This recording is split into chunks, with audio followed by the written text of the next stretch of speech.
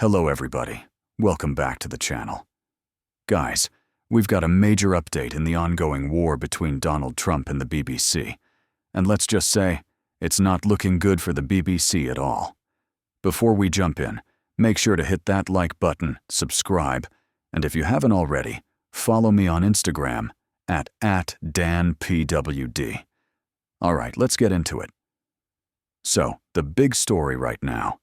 The BBC has been accused of doctoring and manipulating footage of Donald Trump to make it appear as though he was inciting violence. That's right.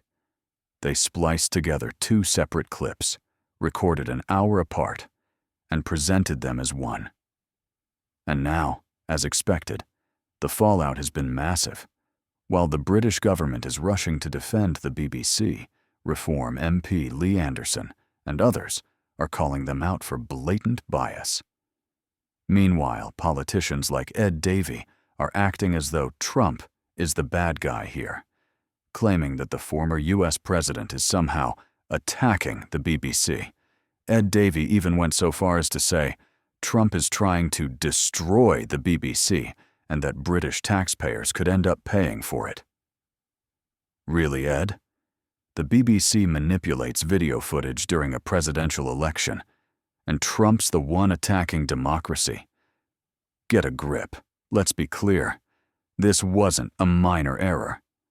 The BBC spliced and re-edited Trump's speech in a documentary to make him look like he was inciting violence, a complete distortion of reality. They knew what they were doing, and they did it anyway. And when they got caught, instead of owning up and apologizing immediately, we got weak excuses and half-hearted mistakes were made statements. During Prime Minister's questions, Ed Davey called on the government to defend the BBC, saying Trump's $1 billion lawsuit is an attack on British values. Here's the irony. He's defending a broadcaster that quite literally faked footage. The Prime Minister said he supports an independent BBC, but even he admitted they must uphold the highest standards and correct errors quickly. Well, Prime Minister, this isn't a small error. This is media manipulation on the eve of a major U.S. election. Over in Washington, GB News' Bev Turner asked the White House directly about the issue. The response? Trump's team confirmed the lawsuit is moving forward, apology or not. Here's what they said. The BBC's editing was dishonest. It was fake news. The president's legal team has filed suit, and that will continue, regardless of any apology. In other words, the BBC can say sorry all they want, but Trump's going for the jugular. And you know what? Rightly so. This isn't just about one clip or one broadcaster. This is about accountability and trust in journalism. For years, the BBC has been accused of left-wing bias, of pushing narratives that fit the liberal establishment.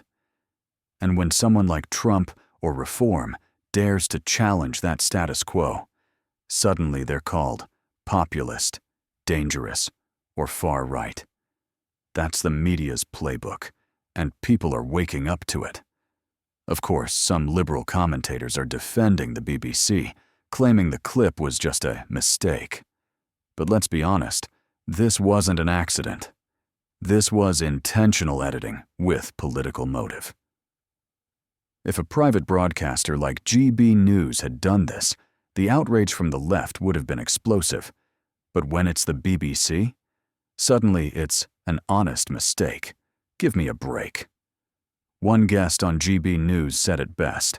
The BBC isn't independent anymore. It's the media arm of the establishment. Couldn't have said it better myself. So here's where we are. The BBC is facing a $1 billion lawsuit from Donald Trump. Whether they apologize or not, the case is moving ahead. And honestly, it's about time someone held them to account.